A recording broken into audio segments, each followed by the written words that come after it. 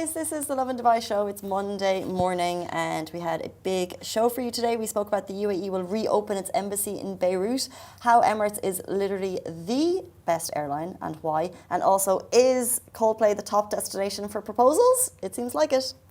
And of course, if you missed the show, don't forget to subscribe to the Lovin Dubai show podcast wherever you get your podcasts from, and enjoy.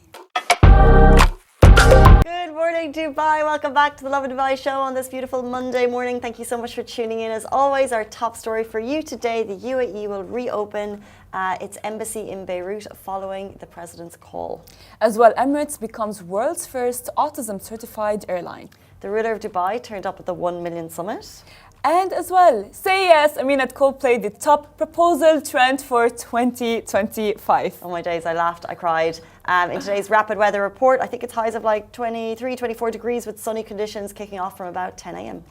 And as well, speaking of saying yes, proposals and weddings. Right. On TikTok, there was this girl who removed her makeup that the makeup artist had initially put on her face. Okay. And she got a lot of slack for it, not only because she removed the makeup, but because she was saying in the video, I cannot wait to post this on TikTok. Okay.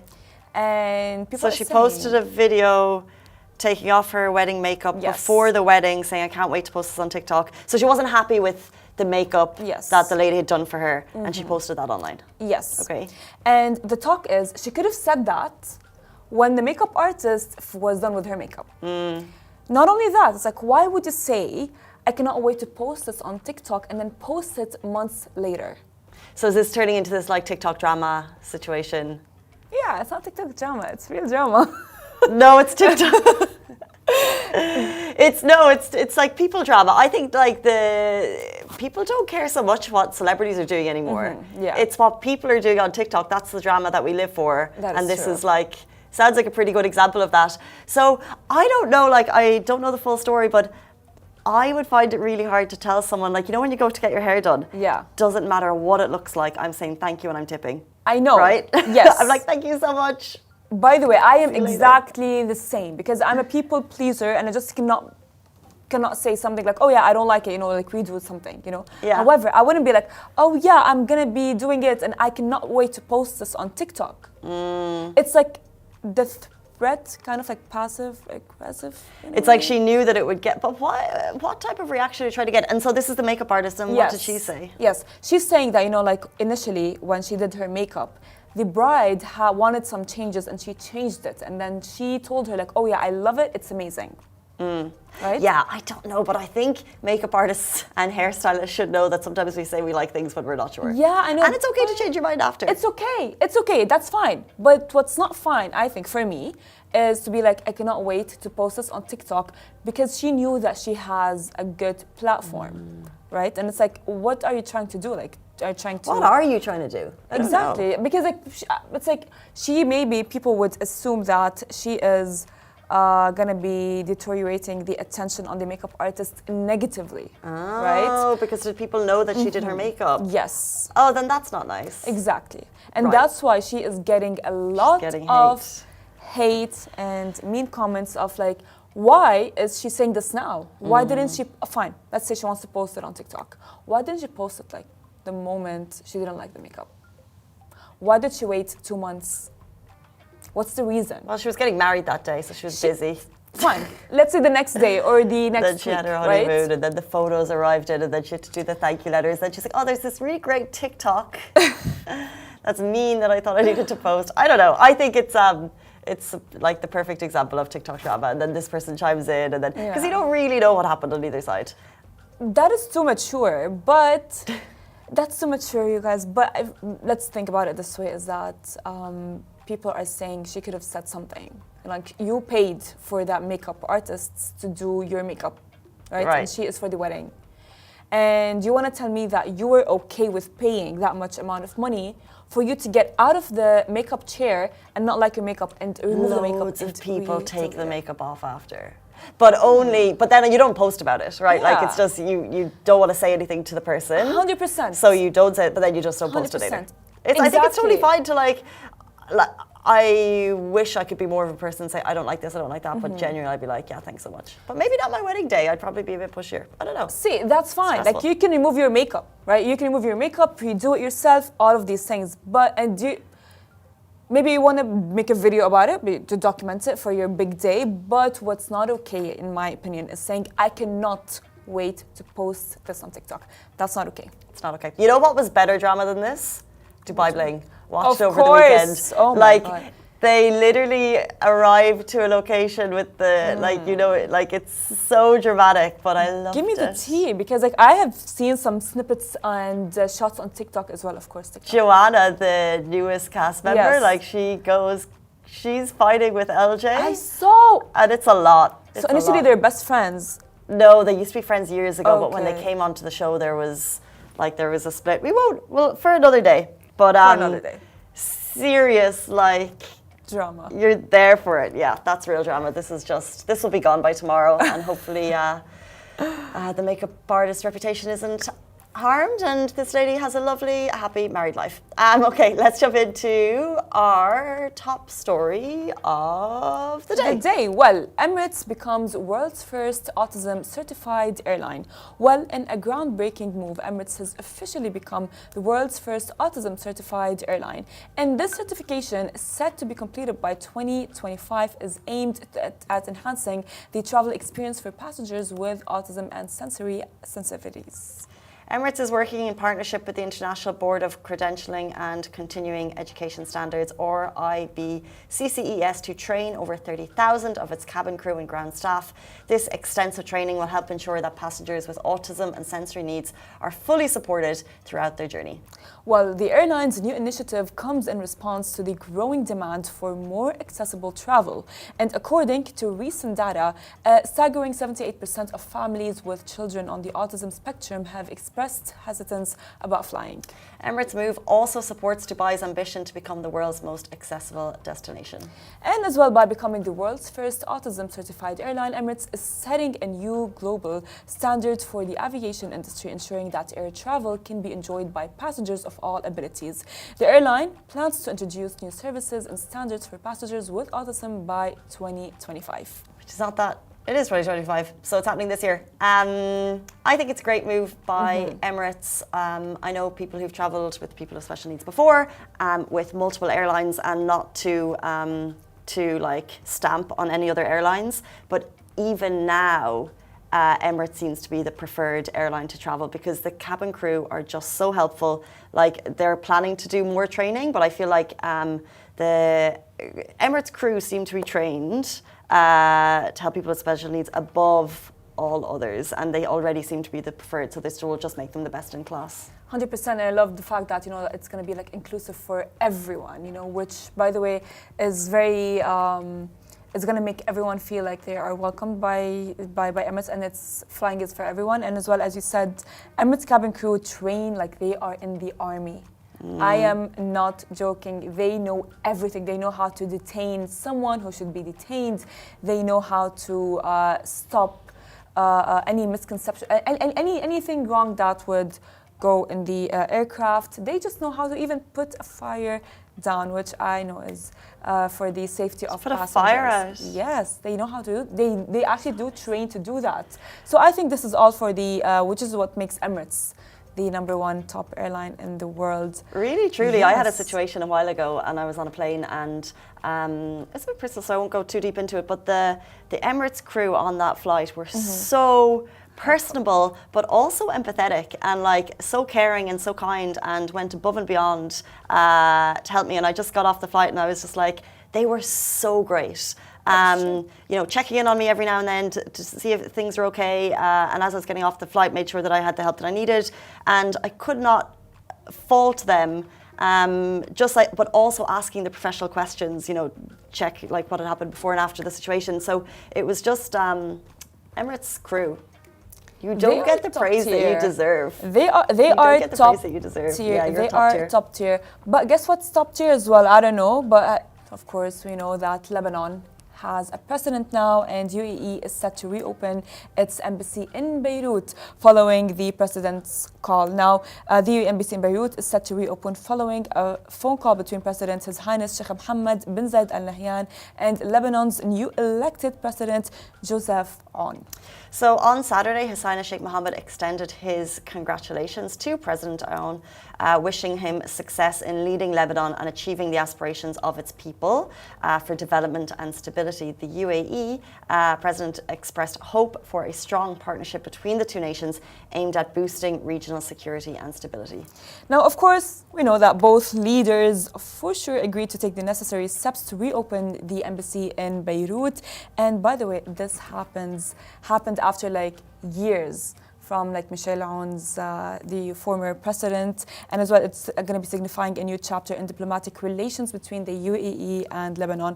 And for those who don't know, so Michel Aoun was the former president and he resigned in 2023, and Lebanon did not have a president. They had the new president elected, not the new president, the prime minister, which is Najib Mikati, and now they have the new president as well, Joseph Aoun. Well, since the call and the plan to reopen the embassy, what's happened is a high level of UAE delegation have arrived in Lebanon's capital, Beirut, to undertake all the necessary arrangements to open the new embassy.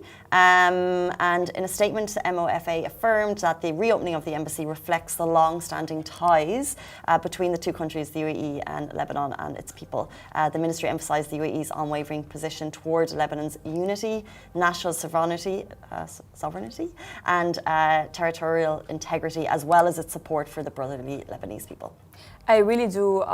Makes me so proud to see like Lebanon, Syria, and of course I hope one day we can see Gaza, Palestine free. The country is, getting back to be a more organized form. Stable form, so. For sure, with now Lebanon having a president and as well Syria being free from the Bashar regime. So I hope this is all good news, and everyone has been celebrating in Lebanon. I can see like videos all over my social media page of Lebanese people going, celebrating, inviting people over for having a president after almost 2 years of not having a president. At the very least, I think people deserve stability, so that's all that we hope for. Yes.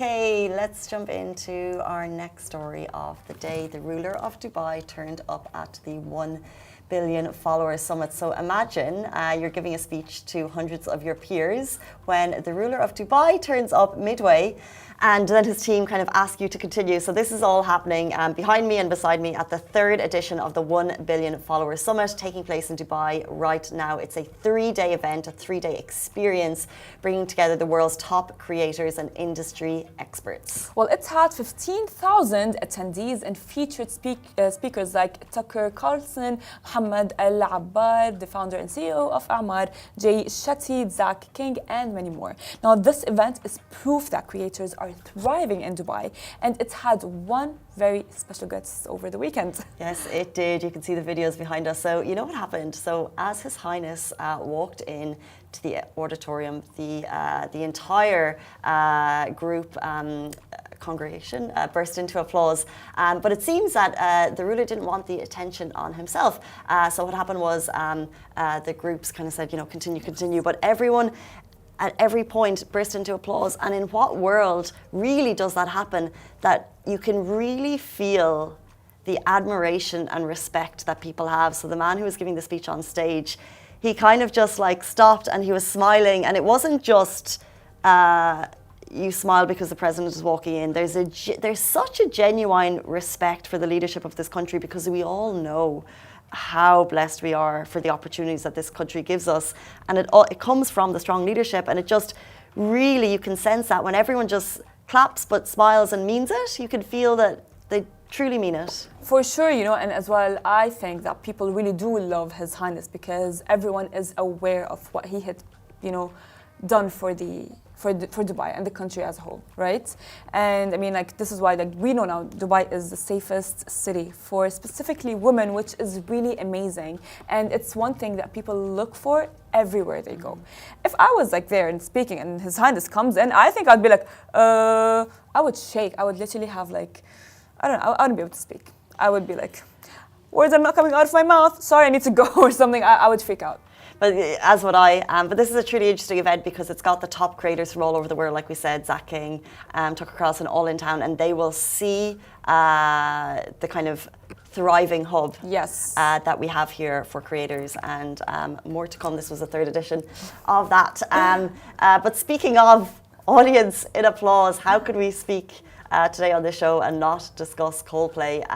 We are at, it's like a Coldplay town at the moment. Like Coldplay fever is high, and one of the things that keeps on happening. So by the way, if you're going with your boyfriend or your girlfriend to Coldplay on Tuesday night, it could be the night, because it seems that proposals are the trend. Everywhere. I mean, it's like, I'm just like, at this point, I'm just waiting for my proposal. But you went with your I went partner? As well with my partner and my sister, and it was like... Were you expecting? No, no, not at all. I would be very awkward. I wouldn't want to get proposed to at a Coldplay concert. Or at a concert, because I would be like, I wouldn't know how to react, you know. Like, yeah. I mean, I'm a very bit of closed off, on private. Yeah, maybe. It's not like private. Like, I wouldn't know how to show emotions, and maybe that can be interpreted in a wrong way, that I'm not excited and that I don't want it. But well, this one was my favorite. Oh, I loved it. That is so cute. It made me cry, and she's not showing her emotions. It's the song in the background. It's like tears streaming down your face, and they're hugging, and you're crying, and it's like right in the middle of the song, and oh, it just gave me goosebumps. I think there's another proposal, fabulous ring. So there's 3, and that's just on our feed, but it seems to be a bit of a thing that people get down on one knee at Coldplay. It's a thing. The love. Literally, this morning I was telling Sandra, I'm like, everyone's getting proposed to at Coldplay, because I saw another post of someone getting proposed to yesterday, and I'm like, all I can think of is get creative, like.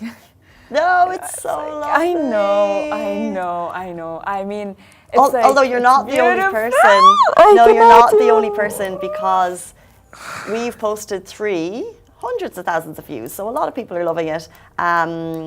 So one person said 2 couples, one was standing next to us also. So someone at the concert jumped in and was like, this happened, and there was another proposal right next to us. So what a day for love. But then there's a couple on the most recent post. I think people who weren't at the concert, who don't love Coldplay and who don't love love, they're getting salty, because one person was like, please just stop it, we don't want to know. So there's some people are over it. Yeah. I'm over Coldplay on the radio.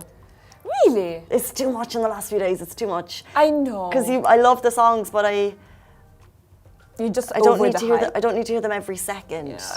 No, I do get you, but you know what, Casey, is that this is their last tour, and people are like going wild over that, you know. And that's like, what are the odds? Like, when are they going to be coming back to Dubai, right? True. And I understand, by the way, like the fact that people are having the proposals done at Coldplay, because like it's going to be a core memory forever that they got proposed to at a Coldplay concert on their favorite tune. And then you'll play the songs at the wedding. Aww. You're getting me emotional now. It's a good one. It's a good proposal. Like, who wants flowers on a beach, you know? I'm trying to remember where I got like, this is, it's so emotional. Look at the happy couple. Look at them.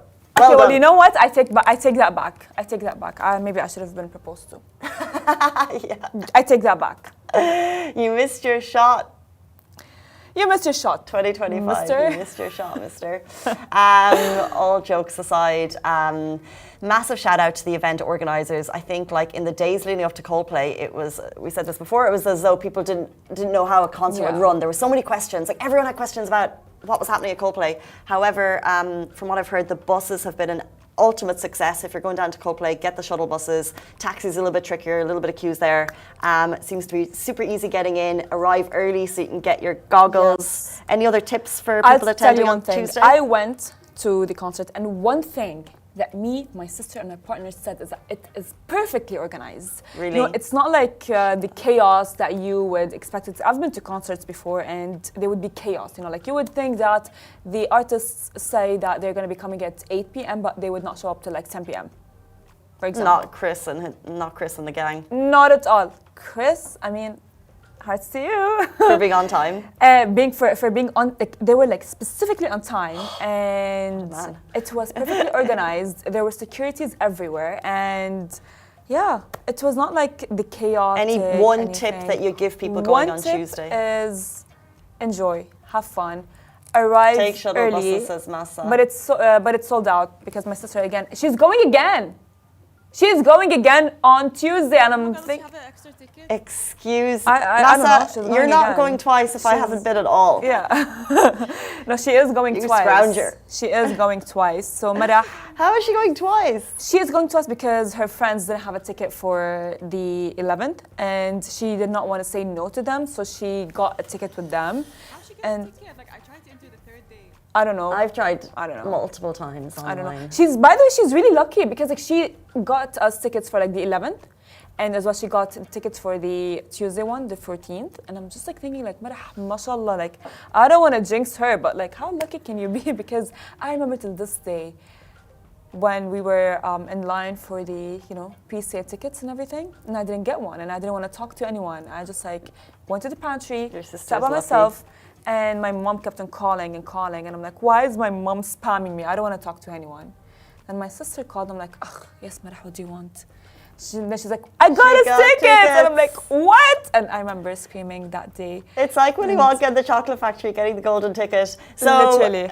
They got there, they were there on Saturday. Their top tips are, Massa says get shuttle buses, and Farah says have fun. Have fun, enjoy. Enjoy Use every your phone. moment. Put your phone down. Put your phone down, put your hands in the air. Literally. I feel like I've seen the whole concert. Literally, it's like, I remember when Chris Martin was like, put your phone in your pocket and your hands in the air. Your phone's in your pocket and your hands in the air. And so many people are videoing being like, I didn't put my phone in my pocket. It's like, live your life. Yes. Put your phone away. Live but not every now. moment. Watch the show and then put your phone away. And I would say as well, live every moment, because this is not one thing that is going to get repeated. It's not one thing that you can replay, right? So live every moment. This is a core memory for like that's going to be embedded in your brain forever. It was magical. It was beautiful. I loved every piece of it. I enjoyed it so much. And honestly, one thing is that go with someone. My advice is go with someone that you would enjoy being with. You don't want someone who's next to you and who's not having fun, who's not enjoying, because like even when my sister did not know the lyrics to a song, she would still enjoy and she would still have fun, and that's the vibe, that's the energy that you would want. So if anyone wants someone fun to go with, I'm not that fun, but I'll bring snacks for the car. And I want to go on Tuesday. If anyone's selling a ticket and you know someone's selling a ticket, but not like too expensive, I'm so down. Joking, thank you for the summary of the show, and thank you for joining me today, Farah. Thank you, Casey. That brings us to the end of the Lovin Dubai show on this Monday morning, middle of January. Can you believe it? Have a beautiful day. We'll be sitting back here tomorrow morning with you, same time, same place. Bye-bye.